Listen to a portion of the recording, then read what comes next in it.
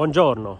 Așa cum v-am promis, primul meci din 2024 este într-o locație specială. Bologna nu este un oraș cunoscut doar pentru galeriile sale, pentru mâncarea foarte bună sau pentru turnurile sale, ci este un oraș de basket. Porecla sa este Basket City și astăzi o să mergem la meci la Virtus Bologna, una din cele mai bune echipe din Europa în acest moment. Așa că vă iau cu mine și sper să vă placă. Să-mi ziceți dacă să continui. În Bologna sunt două echipe de basket, Virtus și Fortitudo. Istoria amândorura se leagă de clădirea din spatele acestui coș de basket. Se numește Paladozza și aici au avut loc marile meciuri ale celor două echipe. A fost construită în 1959 de primarul de la acea vreme al Boloniei și de-a lungul anilor aici s-au jucat numeroase finale, s-au câștigat trofee și au avut loc o mulțime de derbiuri, iar istoria basketului în Bologna este strâns legată de acest loc numit Paladozza.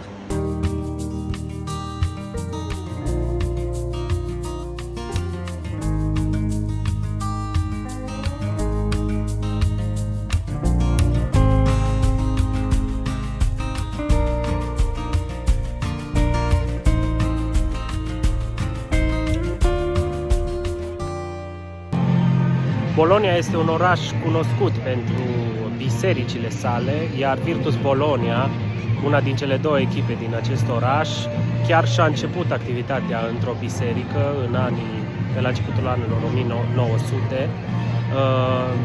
De-a lungul timpului a devenit una dintre cele mai recunoscute echipe din Europa, câștigând numeroase titluri atât pe plan intern cât și pe plan extern. Și în acest sezon a revenit acolo unde este locul, fiind pe locul al doilea în clasamentul Euroligii.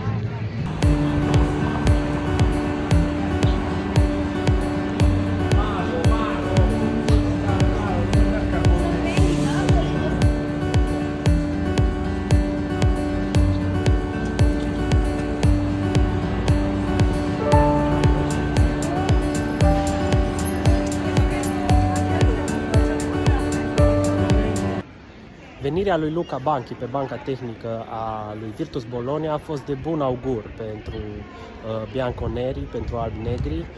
Acesta a avut o vară de succes cu naționala Letoniei și după venirea la cârma lui Virtus Bologna a reușit să o readucă pe echipa din Italia în vârful Euroligii, deși nu era preconizat de nimeni la începutul sezonului.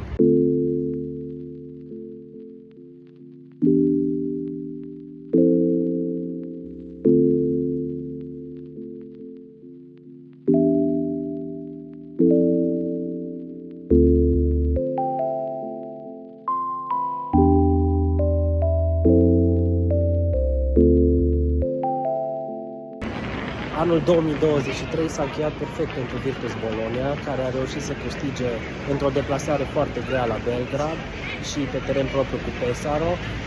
Pe lângă asta a reușit și să transfere doi jucători să-și întărească echipa. Astăzi joacă cu Bayern München, o echipă care se află într-un proces de reconstrucție, aducându-l la cârma echipei pe celebrul Pablo Laso. Așadar, se anunță un derby mare în Virtus Segafredo Arena.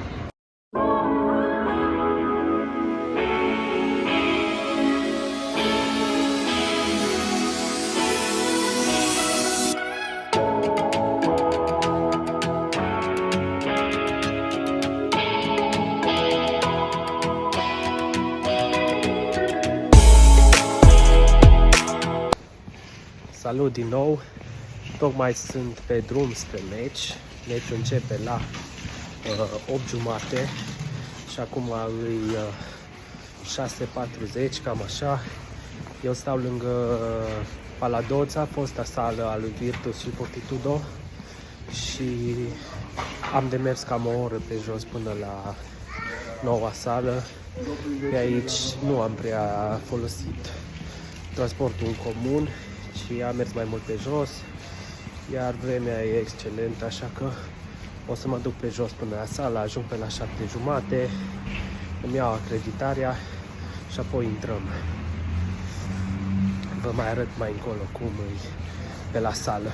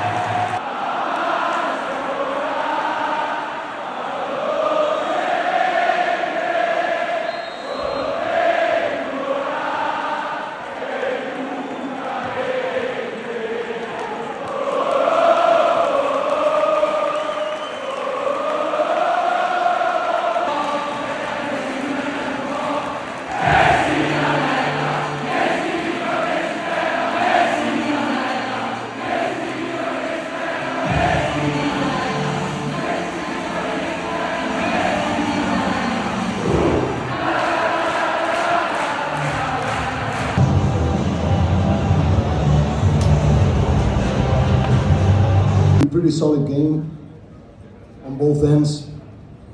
But okay, if you want to beat a team like Virtus, you have to worry about play by play.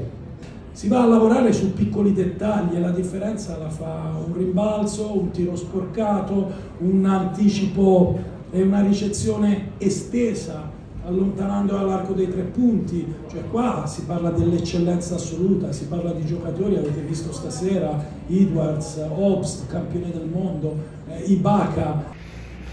Hai că s-a terminat meciul, acum am mers spre casă, am luat un autobuz, am economisit timp, n-a mai venit o oră. Deci, meciul a fost foarte fain, Virtus a câștigat cu 85-83, după un meci în care Bayern a dominat destul de mult, în special prima repriză. A fost fain. La conferință s-a vorbit în italiană, am înțeles așa un poco, dar nu prea mult. Nu știu dacă un poco e pe italiană. În fine, ideea e că a fost fain. Sper că v-a plăcut vlogul. În 10 minute ajung acasă. Și să-mi ziceți dacă mai vreți să mai fac vloguri, să mă mai duc. Trebuie sponsorizare să mai merg în alte orașe din Europa în care se joacă basket. Dar poate facem unul la Cluj cu un meci de Eurocup, ce ziceți? Bine, pa, pa!